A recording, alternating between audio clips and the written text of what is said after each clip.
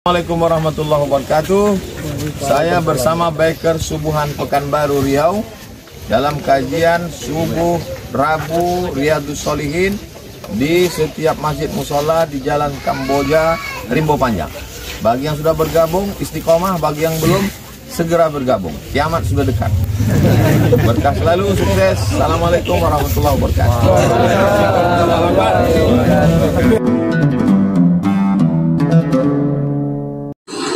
يا أيها الناس اتقوا ربكم الذي خلقكم من نفس واحدة وخلق منها زوجها وبث منهما رجالا كثيرا ونساء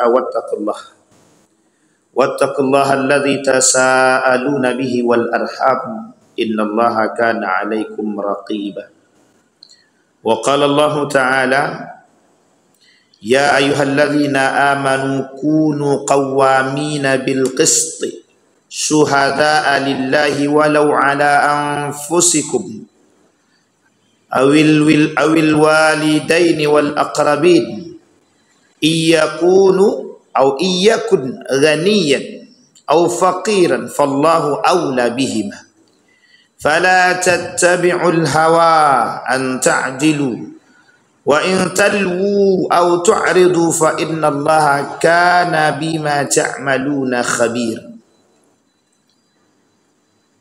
فإن الله كان بما تعملون خبيرا يا أيها الذين آمنوا بالله ورسوله والكتاب الذي نزل على رسوله والكتاب الذي أنزل من قبل ومن يكفر بالله وملائكته وكتبه ورسله واليوم الآخر faqad dhalla dhalalan ba'ida. Shadaqallah. Puji syukur kehadirat Allah dengan mengucapkan alhamdulillahirabbil alamin. Berselawat kepada Nabi dengan mengucapkan Allahumma shalli ala Muhammad wa ala ali Muhammad fil alamin innaka Hamidum Majid. Bapak Ibu sekalian yang berbahagia, mudah-mudahan di subuh hari ini Allah limpahkan rahmat dan karunia-Nya kepada kita semua. Allah jadikan kita orang-orang yang selalu bersyukur akan segala nikmatnya. Allah jadikan kita orang-orang yang istiqamah dalam kebaikan dan ketaatan kepadanya. Allah jadikan kita orang-orang yang husnul khatimah, keluarga yang selalu taat kepada Allah. Amin ya rabbal alamin. Bapak Ibu sekalian yang berbahagia, kata Allah di dalam Al-Quran, innal ladzina amanu thumma kafaru thumma amanu thumma kafaru. Ini poin penting. Innal ladzina amanu thumma kafaru thumma amanu thumma kafaru thumma izdadu kufra lam yakunillahu liyaghfira lahum wala liyahdiyahum sabila basyiril munafiqina bi anna lahum adzaban alima. Kata Allah di dalam Al-Quran, sesungguhnya orang-orang beriman, kemudian setelah mereka beriman, mereka kafir kepada Allah. Kemudian mereka kembali beriman. Kemudian mereka kafir lagi. Kemudian bertambah kepada mereka itu kekafiran, kekufuran atau kekafiran. Kemudian kata Allah, lam yakunillahu liyaghfira lahum wala liyahdiyahum sabila. Tidak ada lagi jalan bagi mereka hidayah. Orang yang beriman, kafir, iman, kafir, iman, kafir lagi. Tidak ada jalan bagi mereka untuk mendapatkan pintu hidayah. Kemudian Allah juga tidak akan lagi mengampuni. Liyaghfirallahu. Allah juga lam yakunillahu liyaghfiralahum. Allah juga tidak akan mengampuni dosa-dosa mereka. Orang muslim murtad, muslim murtad, muslim murtad. Atau orang beriman kufur, beriman kufur, beriman kufur. Poin pertama dulu. Orang muslim kemudian dia menjadi kafir, keluar daripada Islam, dia dari kafir namanya murtad. Kalau dalam agama, orang yang irtadda an dinihi, orang yang keluar daripada agama Islam, itu darah dia halal. dalam agama Islam. Di dalam undang-undang tidak. Ingat ya, dalam undang-undang tidak nih. Jadi sekalipun murtad orang yang banyak murtadnya, kita tak boleh membunuh mereka. Tapi salah satu yang menjadi alasan kenapa diperangi oleh Abu Bakar, itu ketika Nabi meninggal, banyak Abu Bakar memerangi orang. Itu salah satu di antaranya yang diperangi orang-orang yang murtad, yang keluar daripada Islam. Kenapa diperangi oleh Abu Bakar? Antara lain hadis baginda Nabi Muhammad SAW, darah yang halal itu, atau orang atau jiwa yang boleh dibunuh itu orang yang keluar daripada Islam atau murtad. Dalam hadis Nabi, atau irtadda an dinihi. Atau yang kedua, biar ketika itu, ketika orang yang keluar daripada Islam itu yang banyak itu tidak meremehkan Islam dan tidak menganggap bahwa Islam ini agama biasa yang bisa dipermainkan, keluar masuk. Nah, ini fenomena artis murtad muslim, murtad muslim, murtad muslim, itu kerjaan mereka. Jadi seolah-olah agama itu mainan. Nah, ini biar Bapak Ibu paham bahwa kata Allah di dalam Al-Quran, lam yakunillahu liyaghfira lahum. Tidak ada bagi Allah untuk mengampuni dosa mereka yang mempermainkan agama. Maka orang yang muslim. Tapi salahkah mereka kalau mereka dengan keikhlasan kembali kepada Islam, taba, bertaubat kepada Allah, liyahdiyahum, kemudian Allah berikan mereka petunjuk untuk sampai kepada Islam itu dengan husnul taubah, sebaik-baik taubat, husnul hidayah, sebaik-baik hidayah, itu sangat mungkin Bapak Ibu, sangat mungkin. Tapi ada orang yang memang dengan sengaja mempermainkan, muslim murtad itu sengaja mempermainkan agama. Dan itu Allah tunjukkan dalam ayat ini. Isyarat Allah tunjukkan kelak akan ada manusia-manusia yang mempermainkan agama, menistakan agama. Dengan mempermainkan demikian, masuk keluar. Seolah-olah agama ini seperti pintu rumah. Kapan hendak dia masuk, kemudian dia keluar. Nah, kemudian kalimat selanjutnya, itu ternyata kalimat ini bergandeng. Digandeng oleh Allah dengan kalimat selanjutnya pada 138 dalam surat An-Nisa ini. Kata Allah, basyiril munafiqin bi anna lahum adzabun alim. Basyiril munafiqin bi anna lahum adzaban alim. Bagi tahu kepada orang-orang, bagi tahu, kasih berita gembira ini kepada orang-orang munafik. Sesungguhnya bagi mereka azab yang sangat pedih. Jadi azab yang pedih itu bagi kaum munafik itu adalah berita gembira. Dan ini Bapak Ibu, munafik itu terbagi dua. Ada yang dari muslim, nifak dari orang-orang muslim, dan nifak dari orang-orang atau munafik daripada orang-orang kafir. Itu ada di antara keduanya.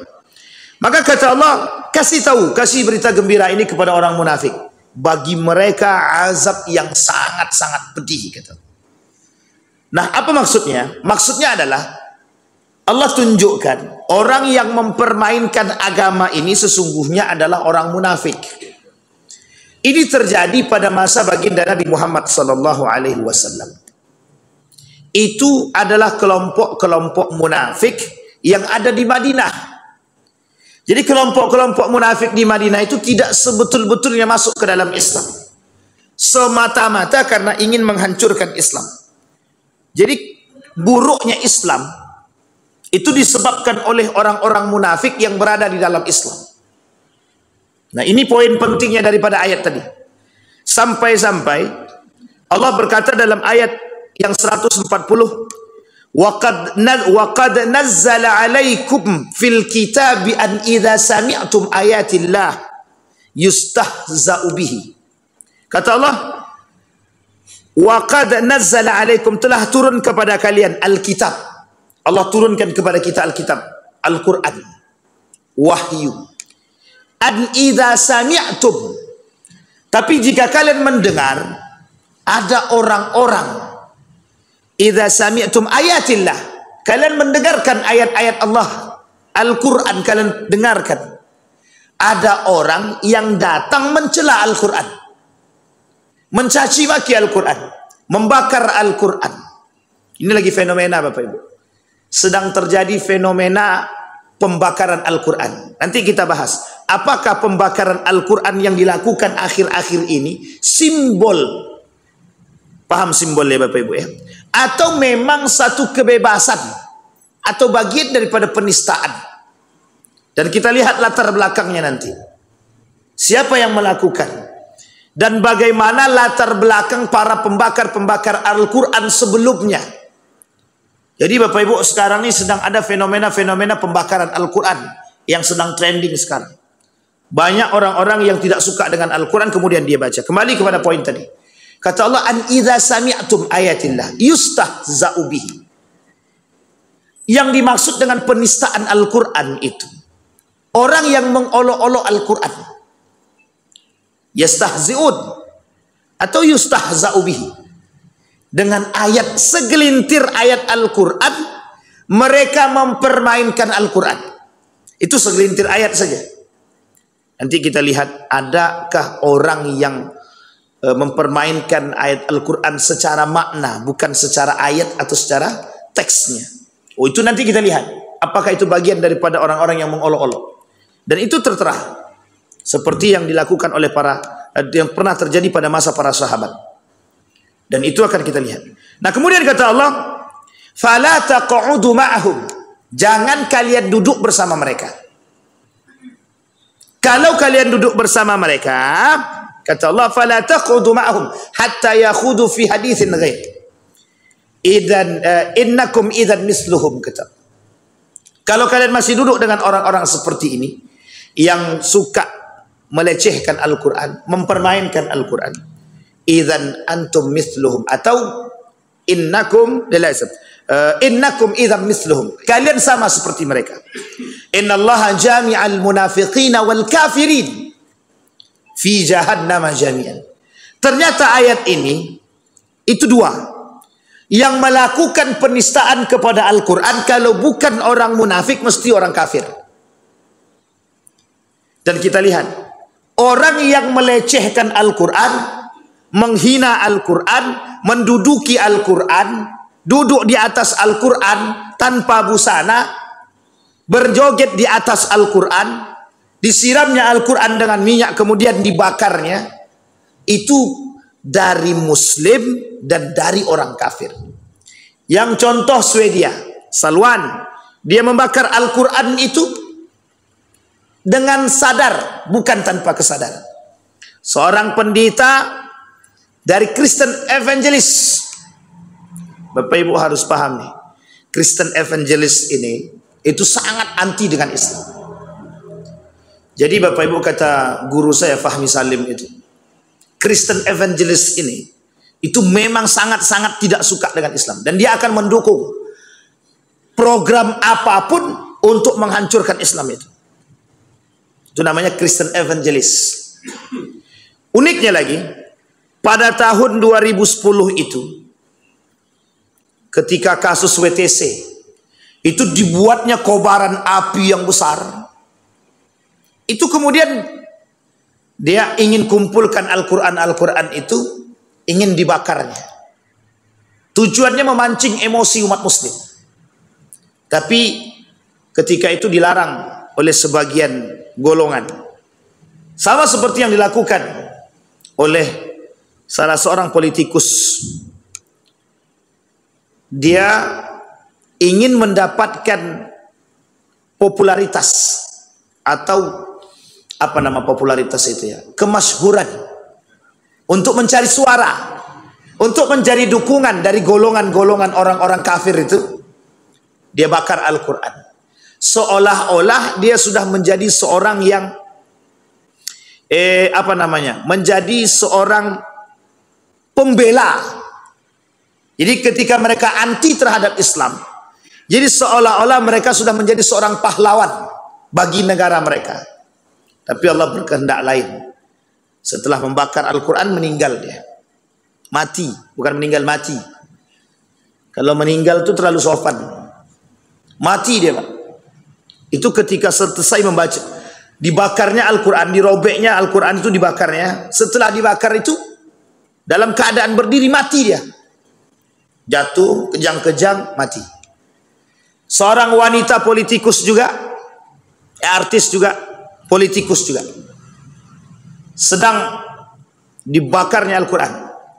Pada momen tertentu setelah dia membakar Al-Quran itu, merobek Al-Quran, bukan membakar, merobek Al-Quran, dirobeknya habis-habis Al-Quran itu. Dalam momen yang lain, mati dia. Jadi sebenarnya berat juga ancaman bagi orang-orang yang membakar Quran itu. Itu bisa mati mendadak itu. Contoh lain Salwan ini.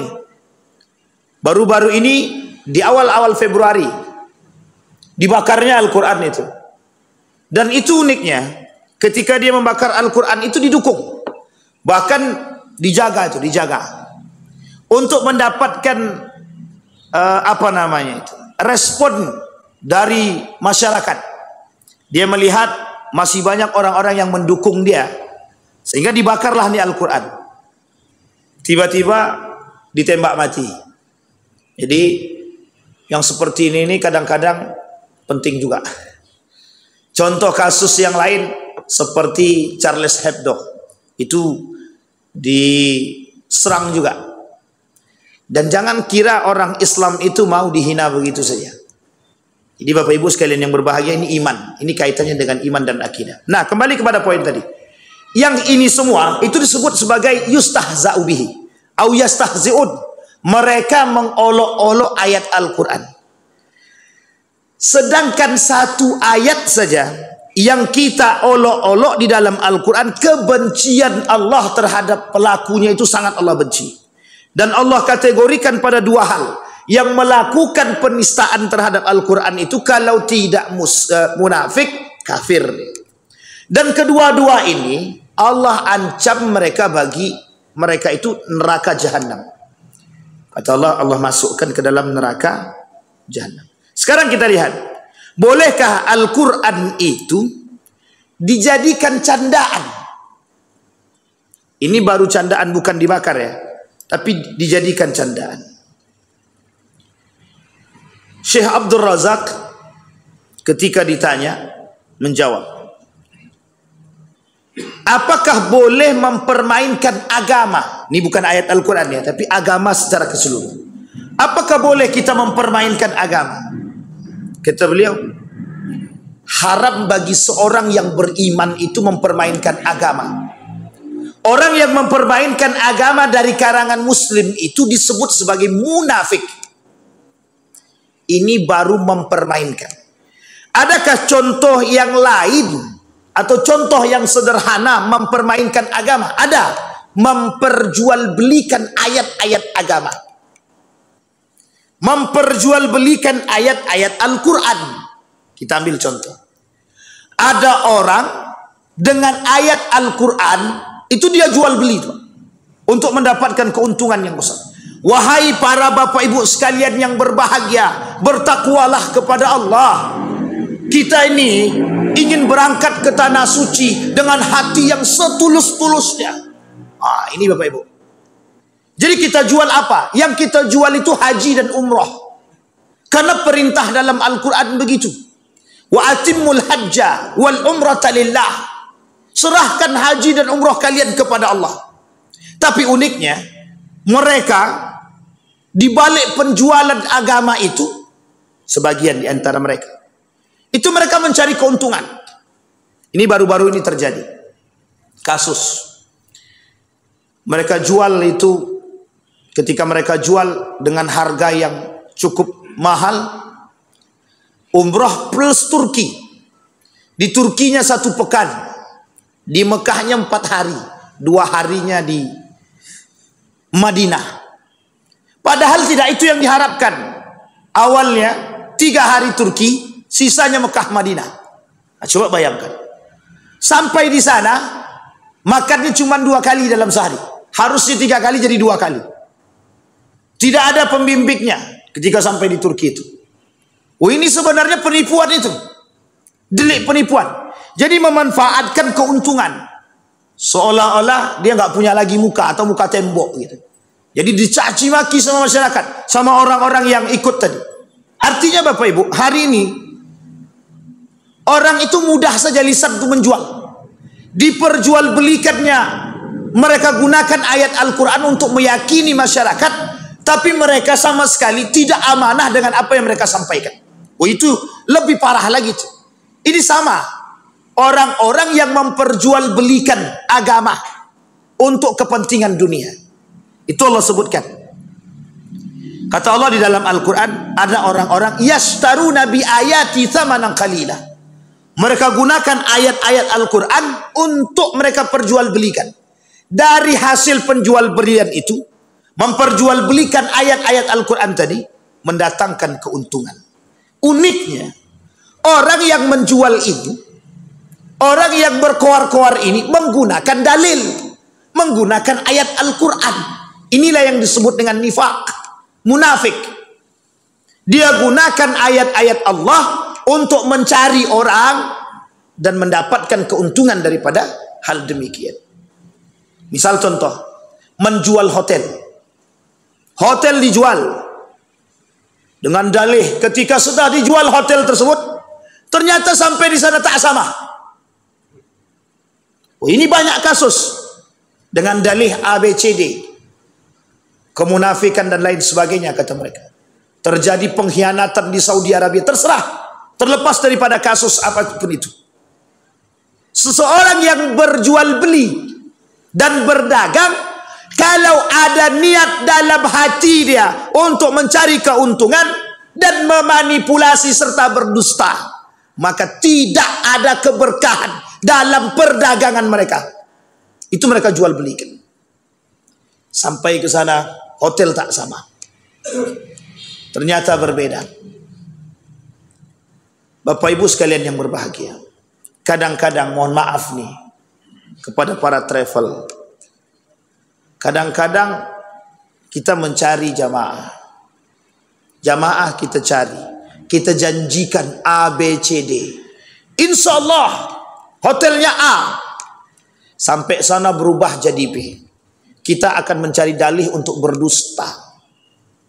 Sampaikan pahit-pahit kepada jamaah sebelum mereka berangkat. Kalau sudah sampai di sana, mau pulang pun jamaah sudah tidak mau. Karena duit untuk balik pun tak ada. Jangan dikira semua yang berangkat umrah itu kaya. Jangan sukanya menjual sesuatu yang tidak pasti. Dan jangan gunakan ayat Al-Quran untuk membodohi. Itu yang disebut dengan yustahza'u bihi au yastahzi'un bi ayatillah.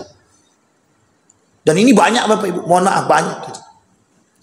Kasus fast travel itu dalilnya apa itu? Ayat Al-Quran semua itu Bapak Ibu.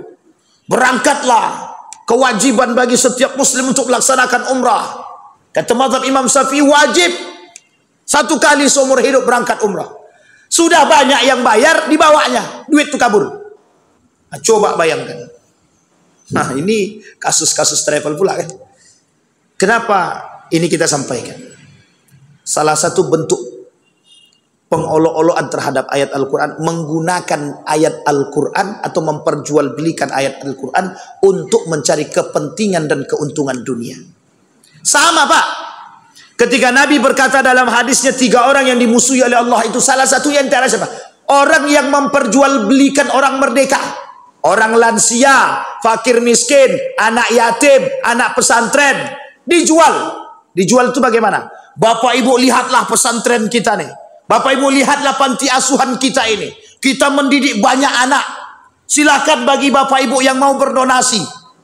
Setelah berdonasi 50% untuk dia, 50% untuk anak-anak itu. Itu sama. Memperjualbelikan manusia merdeka namanya. Ini sama Pak, bagian daripada pengolok-olok. Pertanyaannya adalah, yang 1 ayat, 2 ayat yang kita jual belikan, Allah sebut sebagai orang-orang yang memperolok-olokkan ayat Al-Quran. Bagaimana dengan 1 Al-Quran yang mereka bakar? Itu bukan lagi pengolok-olokan, penistaan. Seorang Ferdinand, diinjaknya Al-Quran itu. Ada namanya Ferdinand pada masa dahulu.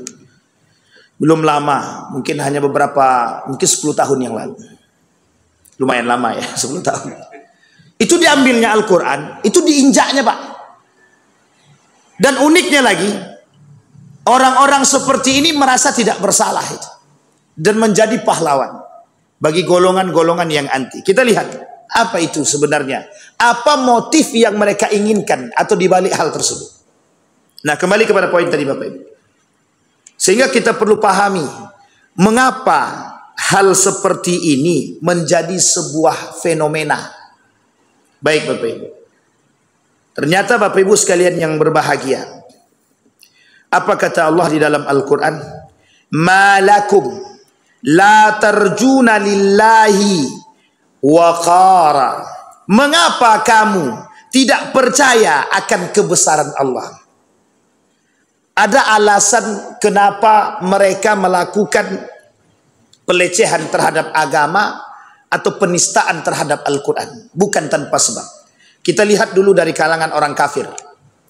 Yang pertama, apa motivasi orang kafir terhadap pembakaran Al-Quran? Satu, kebencian. Sampai di sini bisa dipahami Pak Bebe. Satu, kebencian.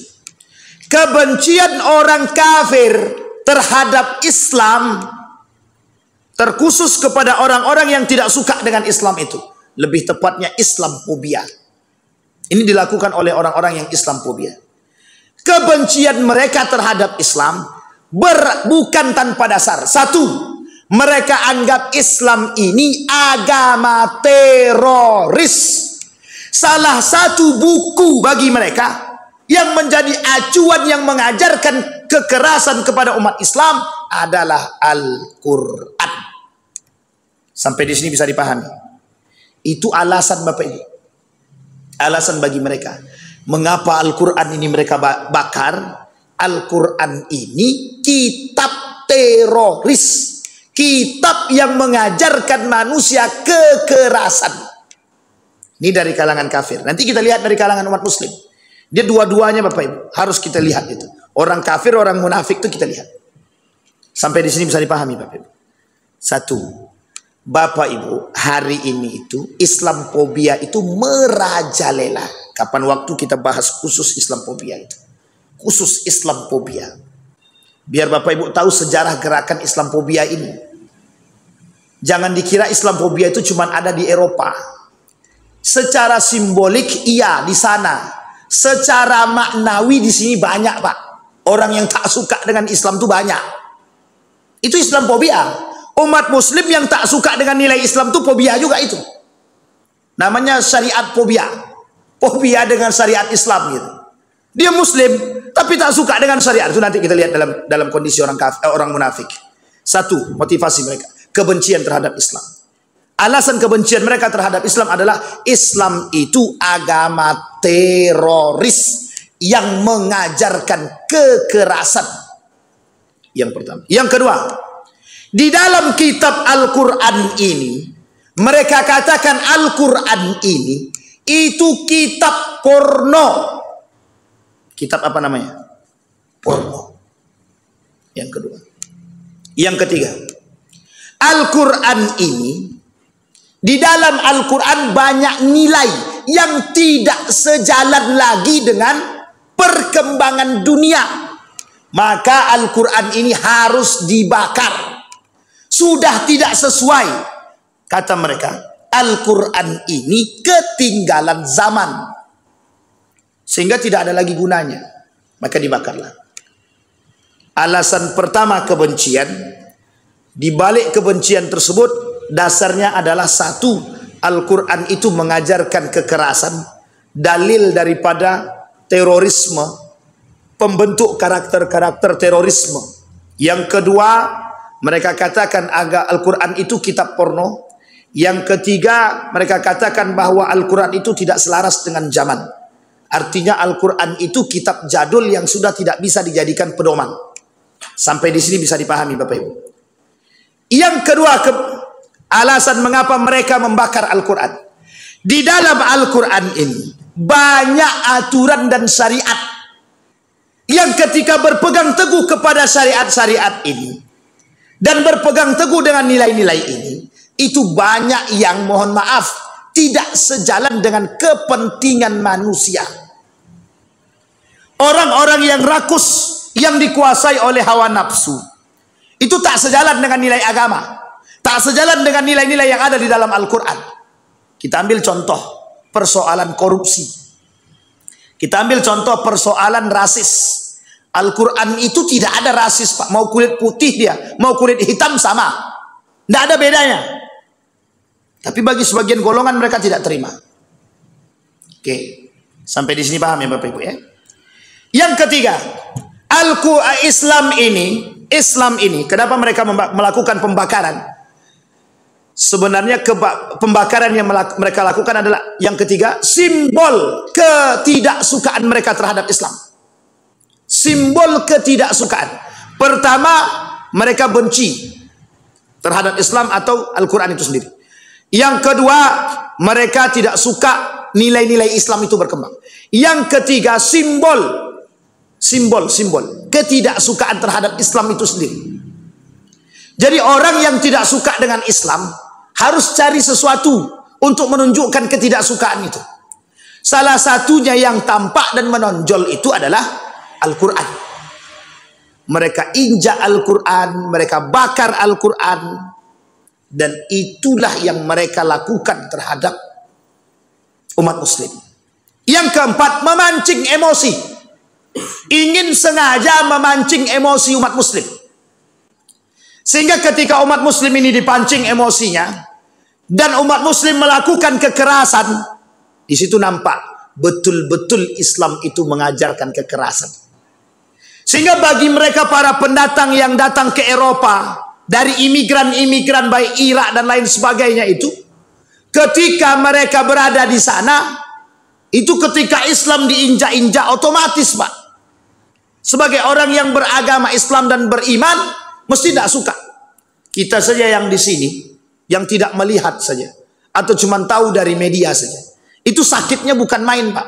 Ketika melihat Nabi dicela, Al-Quran dibakar, Islam dihina, itu sakit di sini, Pak. Cuma bagi kelompok munafik nantinya, itu mereka katakan, ngapain kita sakit? Tekan bukan di Indonesia. Kan Islam ini dijaga sama Allah. Ah, nanti kita lihat tuh, Pak. Ada orang-orang yang begitu, yang munafik itu, yang membela itu ada. Banyak sekali, bukan sedikit. Umat muslim tapi. Ah, nanti kita lihat.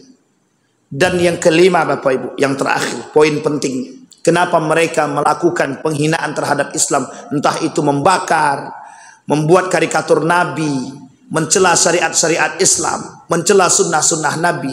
Yang kelima, bukan tanpa sebab, berlatarkan sejarah. Ratu Elizabeth, Raja Ferdinand itu, Pak, asal nampak orang-orang yang telinganya bersih bunuh, kata dia. Itu Islam tuh. Ketakutan orang Eropa, ketakutan mereka terhadap kebangkitan Islam ini, itu nampak. Mereka bukan tak belajar, Pak. Mereka belajar. Mereka tahu bahwa kelak Islam ini akan bangkit. Jadi bagaimana caranya biar Islam ini tidak bangkit? Runtuhkan Islam. Runtuhkan nilai-nilai Islam. Ajak orang untuk membenci Islam, sebarkan Islamfobia, hancurkan agama mereka, bakar Al-Quran, rusak, runtuhkan syariat-syariat Islam.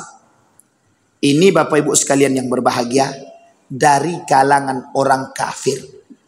Sehingga di dalam sejarah itu Bapak Ibu, Islam pernah berjaya. Sekarang mereka merasa berjaya. Ketika Islam ingin bangkit dan berjaya kembali, mereka tidak akan suka. Inilah kaitannya di dalam ayat Al-Quran itu, walan tarda ankal yahudu walad nasara hatta tattabi'a millatahum. Walan tarda ankal yahud walad nasara hatta tattabi'a millatahum.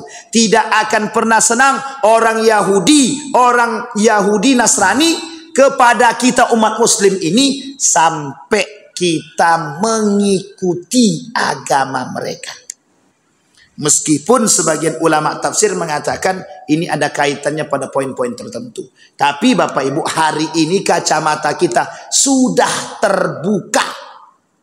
Apa itu? Kebencian orang kafir terhadap Islam itu dari dahulu. Terkhusus pada kelompok Nasrani dan Yahudi. Jadi mereka nggak akan senang. Apapun mereka akan lakukan untuk kita. Nah, Sekarang kita lihat dalam orang munafik. Tadi kafir sudah. Sekarang orang munafik. Apa motifnya bagi orang-orang munafik? Orang-orang munafik, orang-orang yang tidak suka dengan nilai-nilai keislaman. Satu, orang munafik itu tidak suka dengan nilai-nilai keislaman. Jadi bagi mereka, nilai-nilai keislaman yang diterapkan dari Al-Quran dan sunnah baginda Nabi Muhammad SAW telah merenggut kebebasan orang beraktivitas dan berkreasi. Sampai di sini bisa dipahami Bapak Ibu. Sehingga mohon maaf, Islam kok ngatur-ngatur pakaian kami. Mau kami pakai celana short, celana pendek, mau pakai apapun, yang penting hati kami beriman kepada Allah, cukup. Sampai di sini bisa paham. Kami kan tak berzinah di depan umum.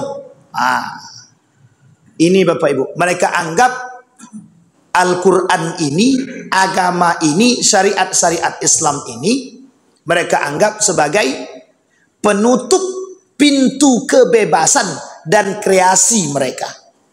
Sehingga Bapak Ibu muncul kelompok namanya liberalisme. Apa itu kelompok yang mengagungkan kebebasan? Kata mereka apa? Bebas manusia itu berekspresi. Bebas manusia itu mau berekspresi seperti apapun. Mau dia pakai celana jin, mau dia tidak pakai kerudung, yang penting dia percaya kepada Allah. Ini selesai urusan kita.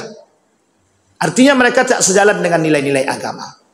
Kalau ada agama melarang pakai jilbab, melarang untuk tidak pakai jilbab, kata dia, yang penting itu di sini, bukan di sini. Di sini ini simbol, di sini itu yang paling penting. Maka sekarang itu muncul orang, kenapa engkau tak berjilbab comel? Kata si comel tadi, hatiku belum bersih. Lebih baik aku tak berjilbab, tapi aku bisa berakhlak mulia. Coba bayangkan. Ini contoh-contoh manusia munafik itu begitu. Kami tidak berjilbab ini Pak Ustadz bukan apa? Karena memang lisan kami ini masih suka mencela. Tangan kami ini masih tidak baik. Jadi kami biarkan sajalah. Didukung oleh kelompok munafik. Betul, lebih baik kata kelompok munafik, lebih baik engkau tidak berjilbab tapi lisanmu baik daripada engkau berjilbab tapi lisanmu mencaci gitu ya. Coba bayangkan. Sekarang ibu-ibu saya tanya, lebih baik mana?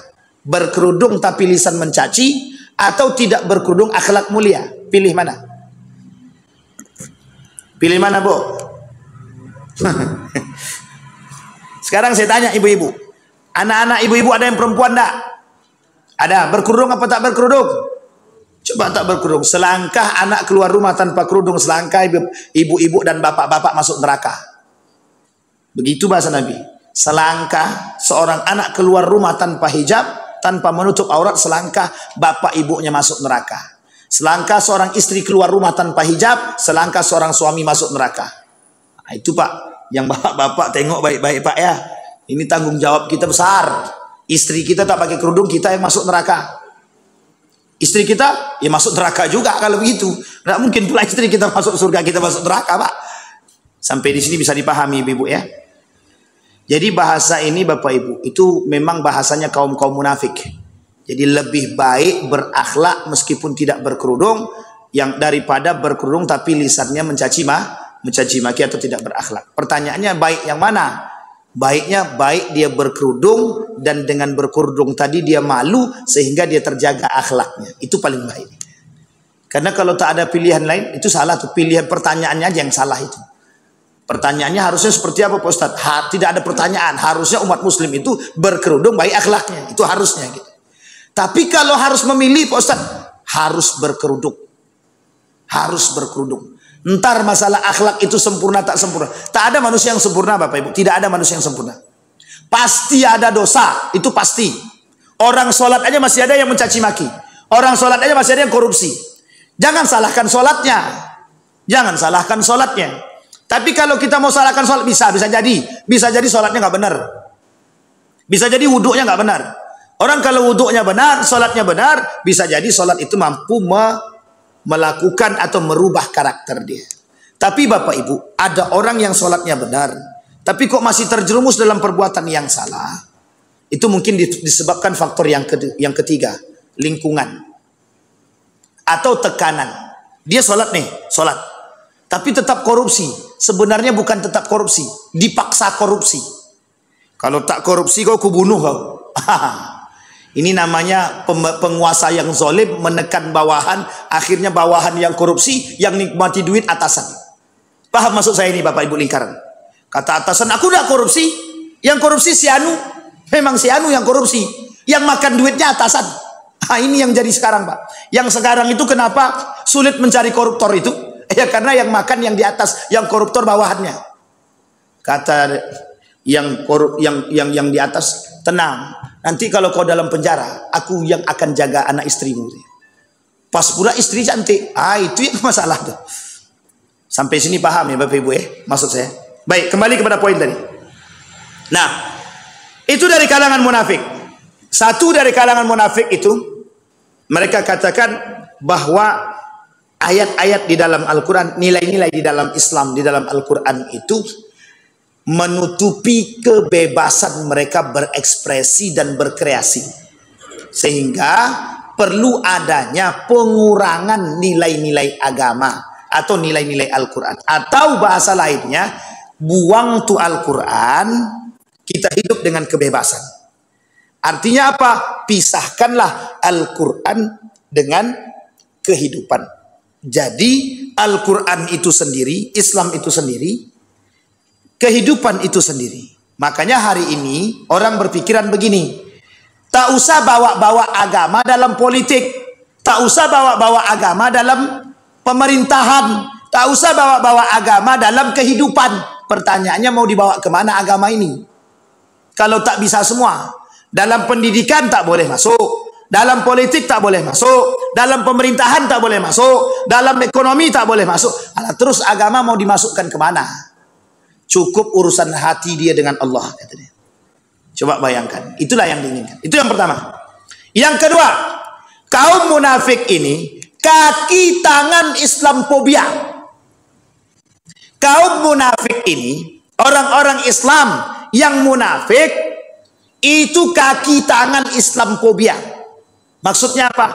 Perpanjangan tangan yang melakukan program-program kebencian orang-orang terhadap Islam dari kalangan orang kafir. Karena merasa sudah termakan jasa melalui duit beasiswa oleh negara-negara Eropa, mereka mendukung program-program Eropa untuk menghancurkan Islam. Kita ambil contoh. Di Eropa itu cipika-cipiki laki-laki perempuan biasa. Dibawa ke sini, ke Indonesia. Jadi ketika di Indonesia cipika-cipiki dia ada dengan laki-laki dan perempuan, halal lepas haram. Kalau kita diamkan, itu menjadi tradisi. Akhirnya tradisi yang tidak boleh menjadi boleh. Sampai di sini paham? Ternyata keinginan mereka bawa tradisi Eropa itu ke sini, nanti tradisi itu sesuaikan dengan keadaan, pelan-pelan masuknya. Yang tadinya tidak bisa diterima, pasti nanti bisa diterima. Kita ambil contoh. Artis mana yang hari ini bersalaman tidak pakai cipika-cipiki? Segelintir saja.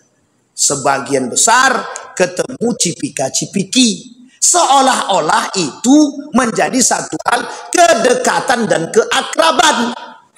Kami sudah berkawan lama Pak Ustaz, tapi kok cipika-cipiki? Emang tak tahu dia hukum halal haram? Sampai di sini paham? Yang ketiga Bapak Ibu, itu bertolak belakang dengan budaya kita orang Melayu. Bertolak belakang. Sedangkan salaman aja menjadi kecaman, apalagi cipika-cipiki. Karena pedak sekali berzina aja. Sampai di sini bisa paham? Bisa dipahami Bapak Ibu ya? Yang kedua, orang munafik itu kaki tangannya orang-orang Islamfobia. Pelaku program-program dari negara kafir yang sengaja ingin merusak Islam. Islam ini hancur karena negara kafir itu Bapak Ibu. Islam ini hancur dalam sejarah eksternalnya, runtuhnya Daulah Utsmaniyah, kehancuran Islam itu dalam aspek eksternalnya itu kerjasamanya negara asing, Prancis, Inggris, Jerman, dan satu lagi Saudi menghancurkan Daulah Utsmaniyah, kerajaan Turki Utsmani. Itu mereka kerjasama keempat-empat negara ini untuk menghancurkan Islam. Setelah runtuh Turki Utsmani, naik sistem sekuler di Turki. Azan tidak boleh pakai bahasa Arab, pakai bahasa Turki. Bapak Ibu mau Indonesia besok tak lagi kita mendengar azan. Boleh azan tapi tidak pakai bahasa Arab, bahasa Indonesia. Allah Maha Besar, Allah Maha Besar, kata dia. Bukan tak ada sebab. Sebabnya apa? Umat Muslim lalai atau meninggalkan nilai-nilai Islam. Sehingga yang meruntuhkan Islam itu siapa? Kaum munafik ini. Sampai di sini bisa dipahami. Yang ketiga, kaum munafik ini, Bapak Ibu, kaum munafik ini, orang-orang yang berada di antara Islam, yang berada dari Islam itu, mengapa mereka menjadi manusia munafik? Ada alasan? Ada. Karena ingin mencapai kepentingan, mencari kepentingan. Kalau tak ada kepentingan, tidak mau dia, Bapak Ibu, tidak mau mereka. Kepentingannya apa? Piti. Tahu piti, Bapak Ibu? Apa bahasa lain piti itu? Piti masuk cuan. Kalau bahasa orang gaul sekarang cuan. Mereka jual agama demi 100 juta, 200 juta. Kayak tersebut nama tak apalah. Kayak Profesor Musda Mulia itu, Bapak Ibu. Apa kata dia? Semua agama ini sama, kata dia. Sama-sama benar. Gitu. Kita ini udah capek kita begitu kan. Cuman kan kita ini orang baik, diam, tenang. Kalau udah hancur kita baru kita sadar. Kok bisa begini ya? Dari dulu diingatkan diam semua. Lah udah hancur semua baru. Kita ini selalu mendiamkan kemungkaran. Jadi akhirnya kemungkaran merajalela. Setelah mungkar merajalela baru kita bilang, kenapa sih kemungkaran merajalela? Lu kemarin kemana? Sekarang yang disalahkan, oh para ulama ini kemana? Kok bisa kemungkaran itu merajalela? Kemarin diajak oleh para ulama untuk berjihad melawan kemungkaran, tak mau. Sekarang disalahkannya para ulama. Tapi memang begitulah tugas para ulama. Memang berat Bapak Ibu. Siap untuk disalahkan. Meskipun belum tentu salah, tapi harus siap untuk disalahkan. Orang munafik ini Bapak Ibu, orang-orang munafik itu, mereka ini karena ada kepentingan. Abu Ubaid bin Salul ingin menghancurkan, masuk Islam terpaksa, ingin menghancurkan Nabi. Dia bangun Masjid Dirar agar bisa membunuh Nabi di Masjid Dirar. Tapi Nabi sudah dapat wahyu dari Allah untuk dihancurkan masjid tersebut. 500 meter jaraknya dari Masjid Kuba. Masjid Kuba masjid pertama yang dibangun. Jadi oleh kaum munafik bangun masjid juga, namanya Masjid Dirar, untuk menghancurkan Masjid Kuba. Sampai di sini paham? Saking seriusnya kaum munafik ingin menghancurkan Nabi, mereka bangun masjid. Jadi masjid yang dibangun untuk menghancurkan umat muslim. Jadi salah satu cara untuk menghancurkan muslim, bangun simbolnya dulu, masjid. Nah, makanya sekarang ada masjid-masjid yang berkelahi. Masjid-masjid berkelahi. Itu masjid-masjid Dirar rata-rata tuh Pak. Masjid-masjid Dirar. Itu masjid aku. Ini masjidnya orang Muhammadiyah. Itu masjidnya NU, Nahdlatul Ulama. Itu masjidnya Salafi. Itu masjidnya Persis. Masjid itu rumah Allah, bukan rumah kalian. Siapapun yang mau sholat situ biarkan. Anda tidak punya masjid. Nanti semua orang sholat tengah jalan nanti. Kullu ardin masjidun gitu. Semua bumi ini masjid. Jadi semua masjid ini tempat orang sujud. Jadi jangan anggap ini masjid kita. Kalau Anda mau punya masjid sendiri, bangun sendiri pakai duit sendiri. Buat label di situ. Masjidnya Ridwan, tidak ada yang boleh masuk selain pengikut Ridwan. Ambil, itu eksklusif namanya. Jadi masjid eksklusif menuju surga yang eksklusif. Itu silakan. Ini sekarang tidak semua masjid merasa mereka milik. Itu masjid Muhammadiyah. Itu masjidnya Wahabi. Itu masjid Salafi. Itu masjid NU. Itu masjid Persis. Jadi setiap kelompok punya masjid. Yang masuk masjid sana berarti dia orang itu. Kalau masjid-masjidnya Sianu, masuk masjid Sianu. Jadi dia kelompok Sianu. Masjid LDII. Masuk bapak sana berarti bapak pengikut LDII. Masuk bapak ke masjidnya Ahmadiyah, berarti bapak ibu pengikut Ahmadiyah. Siapapun dimanapun masjid masuklah. Masjid itu makan list sujud. Tidak ada kaplingan buat orang di situ, Pak. Kecuali masjid yang memang bapak ibu. Masjid ini tidak diwakafkan, buat sendiri, pakai duit sendiri. Jadi kami bebas terhadap masjid ini sesuka hati. Itu ya masjid pribadi namanya. Orang tidak akan mau datang tuh Pak ke rumah, ke masjid itu. Tidak mau orang. Kalaupun yang mau itu mungkin pengikut-pengikut dia itu aja. Sisanya tidak mau orang ke masjid. Sampai sini paham Pak? Kalau tak ada kepentingan, tak mau. Nabi palsu muncul, itu pasti ada kepentingan.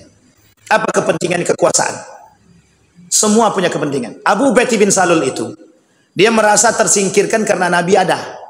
Harusnya dia yang menjadi kepala kaum-kaum kabilah di Madinah, itu harusnya Abu Ubaidah bin Salul. Nabi datang, hilanglah apa dia? Apa namanya itu? Posisi dia. Kalau hilang karena hilang jabatan dan kekuasaan dia, maka dibuatlah, masuklah ke dalam Islam secara terpaksa. Dia hasut kabilah-kabilah yang lain untuk saling membenci terhadap Islam. Akhirnya apa? Banyak yang benci terhadap Islam. Sama Pak, orang kafir Quraisy ini, orang-orang kafir sekarang nih, Eropa nih, takut dengan Islam bangkit lagi.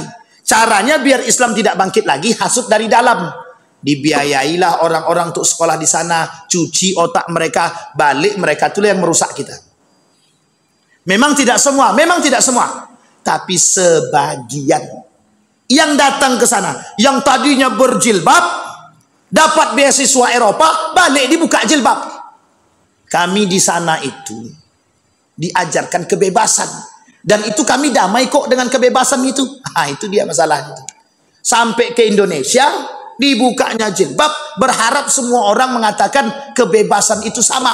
Ternyata malah justru dicaci dan dicela. Anak siapa kau nih? Kemarin pergi pakai jilbab, balik tak pakai jilbab, makin gila aja. Stres dia.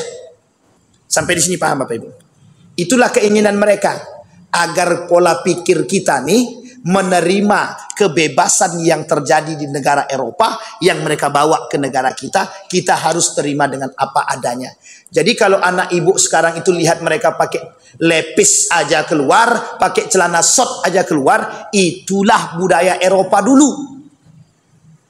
Oleh kaum-kaum yang tak suka dengan Islam itu. Artinya apa? Kami kan pakai celana lepis, kami tetap masih tutup aurat. Iya, tapi sempitnya, na'udzubillah. Sekarang Bapak Ibu lihat, berapa banyak orang hari ini menjual tubuh dia di Facebook. Menjual tubuh mereka, perempuan-perempuan itu di Instagram, di TikTok, di media-media sosial yang lain. Mereka anggap itu kreativitas. Dipakainya bininya celana kolor, disuruhnya bininya pakai celana kolor, kemudian divideokannya lah. Coba bayangkan, hanya untuk mencari duit. Ini abang-abang ya, tolong amankan sedikit. Abang-abang aman kan? Jadi media ini, gunakan media ini untuk kebaikan, bukan untuk mencari, mohon maaf, tak ada guna Pak. Menjual aurat bini, jadi aurat istri itu dijualnya Pak. Di postingnya Pak, bininya pakai tank top, bininya sedang ganti baju. La ilaha illallah ya Rabb. Itulah kejadian kita hari ini, gara-gara berpikiran kreativitas. Saking inginnya berkreasi, saking inginnya lebih liberal, aurat-aurat bini pun dijual. Memang Pak mendatangkan duit. Ditambah lagi mata bapak-bapak nih, matanya laki-laki nih. Nengok begitu. La ilaha illallah, putihnya minta ampun. Coba ibu-ibu tolong dicek betul-betul tuh HP suaminya itu. Aku takutnya awak takut pula kan. Bang, abang kok sejak kapan main Instagram? Baru kok. Untuk apa Bang? Nengok-nengok kajian Ustaz aja kata. Itu dalil apa nama kambing hitam tuh Pak. Hati-hati betul ibu-ibu, hati-hati betul. Nah, sampai di sini bisa dipahami Bapak Ibu. Jadi yang lebih besar, kenapa kaum munafik, orang-orang munafik ini ada bertujuan untuk menghancurkan Islam, bertujuan untuk menjauhkan nilai-nilai agama. Nah, kembali kepada poin kita Bapak Ibu. Mengapa ini menjadi fenomena di akhir zaman. Karena di akhir zaman Nabi sudah katakan, jauhnya Islam secara nilai, jauhnya Al-Quran secara makna, sejauhnya Al-Quran secara tadabbur, itu sudah disampaikan oleh Nabi di dalam hadisnya. Kelak umat muslim itu yang lebih banyak munafiknya. Kelak sudah akan banyak yang tersebar di muka bumi ini, kata Nabi, yang pernah kita sampaikan di sini. Dalam kitab Risalah Ahlus Sunnah wal Jamaah, karangan Syekh Hashim Al-As'ari, dalam 30 tanda-tanda hari kiamat. Di antara nomor yang di nomor yang ke-29, Nabi katakan, kelak di akhir zaman tersebarnya manusia munafik. Apa maksudnya? Maksud Nabi, kelak di tengah umat muslim itu, Islam itu hilang. Sama seperti yang tadi kita katakan. Kelak orang itu dengan Islam itu aneh. Mereka tidak terbiasa dengan nilai-nilai Islam. Mereka tidak terbiasa dengan Al-Quran. Mereka hanya terbiasa dengan nyanyian, dengan buku-buku, dengan buku-buku yang lain, bukan dengan Al-Quran itu sendiri. Sekarang kita bisa lihat, banyak orang pelajari Al-Quran bukan untuk mendapatkan ridhonya Allah, tapi untuk cari dunia. Itu yang kita takutkan, Bapak Ibu sekalian yang berbahagia. Nah, Bapak Ibu sekalian yang berbahagia, itu fenomena. Dan fenomena-fenomena seperti ini akan kita temukan di kedepan hari. Kelak di ke depan itu Bapak Ibu, penistaan terhadap agama dan Al-Quran dan Nabi dan umat Islam itu akan lebih banyak. Satu yang harus kita lakukan, bersiaplah secara akidah. Maksudnya apa Pak Ustaz? Maksudnya perkuat akidah, perkuat iman kita, agar ketika terjadi penistaan terhadap agama, terhadap Al-Quran, terhadap baginda Nabi, kita tidak termasuk dalam golongan mereka. Itu yang pertama. Yang kedua, pahami kasus-kasus ini dengan baik, agar kelak kita bisa berjihad melawan pola pikir seperti ini. Harus Pak. Kadang-kadang orang munafik itu berada di tengah kita, Pak. Di tengah kita.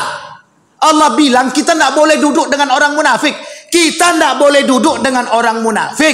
Ini bukan duduk lagi, Pak. Bergabung. Tahu kita munafik orang itu, kita masih bergabung sama mereka.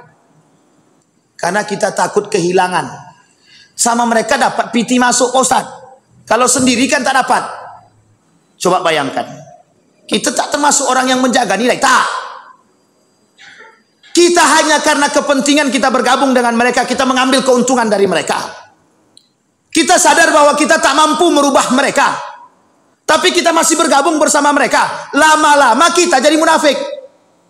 Sampai di sini paham Bapak Ibu? Kalau kita tak mampu merubah orang munafik, menghindarlah sedikit demi sedikit.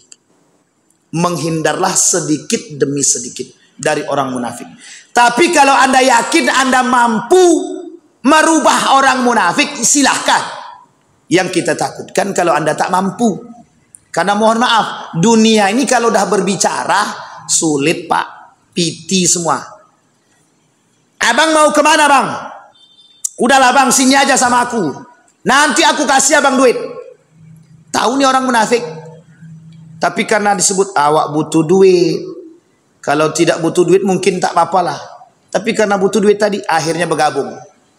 Apa yang dia bilang salah, itu sulit lisan kita untuk mengatakan salah, Pak. Kalau kita sudah bergabung dengan orang munafik, menyalahkan perbuatan orang munafik, dan kita sudah makan dari mereka, menyalahkan perbuatan orang munafik ini sudah salah. Sudah sulit bagi kita, Pak. Kenapa sulit? Karena kita sudah temakan. Nah, kita tahu itu salah, tapi kita tak berani mengatakan salah. Kenapa? Karena kita sudah dikasih makan, sudah dikasih duit, sudah dikasih ini, sudah dikasih itu. Mau ngomong apa lagi? Rumah sudah dibuatkan, motor sudah dibelikan, gaji sudah dikasih. Masih mau memberontak kepada mereka, sekalipun dia salah, mesti tak mau. Kenapa? Sudah merasakan nikmatnya. Sehingga lisan kita nih tak sanggup berkata. Tak sanggup kita berkata. Sampai di sini bisa dipahami Bapak Ibu. Nah, kembali kepada poin kita Bapak Ibu. Fenomena. Nah, sekarang Bapak Ibu yang ingin saya tekankan kepada kita semua Bapak Ibu. Perhatikan dalam konteks ini Bapak Ibu. Mengapa hanya Al-Quran yang dibakar? Ini pertanyaan bagi kita. Mengapa hanya Al-Quran yang dibakar? Kenapa kok tidak Taurat? Kenapa kok kita tidak Alkitab yang dibakar? Kenapa Al-Quran? Pertanyaan besar. Dari tadi sudah sampai ya, sudah paham ya Bapak Ibu ya? Orang kafir tadi mengapa, atas dasar apa mereka merusak Islam? Sudah paham ya? Orang munafik atas dasar apa? Terjawab pertanyaan yang ini. Mengapa hanya Al-Quran yang dibakar, bukan Alkitab, bukan Taurat? Tahu alasannya Bapak Ibu? Itulah alasan yang tadi kita sampaikan. Karena satu hal, kebencian mereka terhadap Islam. Dan ini Bapak Ibu, salah satu program Islamophobia untuk memancing emosi umat muslim.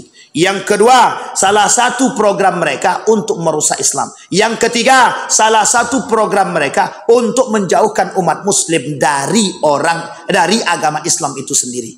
Yang paling berbahayanya lagi, ketika Al-Quran dibakar, ketika Nabi dicela, ketika Islam dicela, ketika Al-Quran diinjak dan lain sebagainya, ada sekelompok orang muslim yang mengatakan itu haknya mereka, biarkan saja mereka yang melakukan, toh azab juga bagi mereka bukan bagi kita. Sampai di sini paham maksud ini? Itu tak salah secara makna, tak salah secara lafaz, tapi sangat-sangat salah secara makna. Artinya apa? Tidak ada semangat jihad, tidak ada semangat bagi kita untuk meninggikan nilai-nilai agama dan jihad terhadap orang-orang yang melakukan kemungkaran. Kita biarkan Pak mereka mencaci maki Nabi, kita biarkan mereka membakar Al-Quran, kita biarkan mereka merusak Islam, kita biarkan.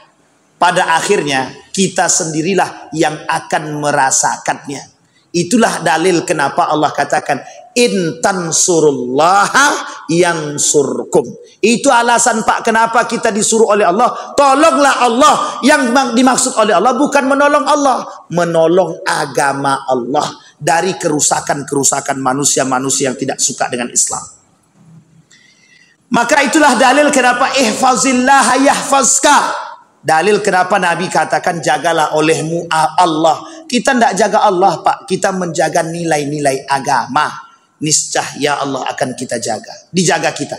Niscaya Allah akan menjaga kita. Kenapa Allah katakan jaga Allah? Kenapa Allah katakan tolonglah Allah? Karena mohon maaf Bapak Ibu sekalian yang berbahagia, kita melihat dengan kacamata kita berapa banyak orang-orang yang merusak Islam itu dari kalangan kita dan juga dari kalangan orang kafir. Kebencian orang kafir kepada kita Bapak Ibu sekalian yang berbahagia. Ini kalimat penutup bagi saya. Sebaik-baiknya kafir mati masuk neraka. Seburuk-buruknya muslim, kalau dia tidak mati dalam keadaan kafir, mati tetap masuk surga. Sampai di sini bisa dipahami Bapak Ibu. Jadi jangan tertipu dengan kekafiran mereka. Oh ini keras sekali Ustaz, biarkan sajalah. Karena memang begitu keadaan dalam agama kita, dalam pemahaman agama kita. Sampai di sini bisa dipahami Bapak Ibu. Apa motif daripada hal semua? Motif mereka melakukan penistaan terhadap Islam dan Al-Quran ini semata-mata karena kebencian, semata-mata ingin memperluas kelompok-kelompok Islamophobia. Maka kita yang sadar, yang hari ini hadir, mudah-mudahan bisa membuat kita semakin sadar dengan program dan proyek mereka, dan kita bisa menjaga generasi kita ke depan. Mudah-mudahan bermanfaat bagi kita semua. Fa'tabiru ya ulil absar la'allakum tuflihun. Kita berdoa kepada Allah. A'udzu billahi minasyaitonir rajim. Bismillahirrahmanirrahim. Alhamdulillahirabbil alamin. Hamdal syakirin, hamdan naimin, hamdan yuwafi ni'amahu wa yukafi mazidah. Ya rabbana lakal hamdu kama yanbaghi li jalali wajhikal karim wa 'azimi sultanik. Allahumma salli ala Muhammad wa ala ali Muhammad fil alamin innaka Hamidum Majid. Allahumma faqihna fid din wa 'allimna ta'wil. Allahumma faqihna fid din wa 'allimna ta'wil. Allahumma ij'al tajammu'ana tajammu'an marhumah waj'al tafarruqana min ba'dihi tafarruqan ma'sumah. Allahumma ansur man nasara ad-din wa khudhul man khadhal muslimin. Allahumma ansur man nasara ad-din واخذل من خذل المسلمين. اللهم انصر من نصر الدين واخذل من خذل المسلمين. اللهم اهلك الكفرة والمبتدعة المشركين اعداءك اعداء الدين. اللهم دمر اليهود. اللهم دمر اليهود. اللهم اغفر لنا ذنوبنا وذنوب والدينا وارحمهما كما ربيانا صغارا. اللهم اجعل تجمعنا تجمعا مرحوما واجعل تفرقنا من بعده تفرقا معصوما. اللهم اكرمنا بالقرآن. Allahumma akrimna bil Qur'an ya rabbal alamin. Allahumma ij'alil Qur'an al-azim rabi'a qulubina wa nura sudurina wa jilaa ahdanina wa dhihaba humumina wa ghumubina. Allahumma ij'alil Qur'ana hujjatan lana wa la hujjatan alaina. Allahumma ij'alna min ahli al-Qur'an waj'al ahillatana min ahli al-Qur'an alladhina nahnu khasatuka wa ahluka ya arhamar rahimin. Rabbana hab lana min as-salihin. Rabbana atina fid dunya hasanah wa fil akhirati hasanah wa qina azabannar. Walhamdulillahi rabbil alamin. Assalamualaikum warahmatullahi wabarakatuh.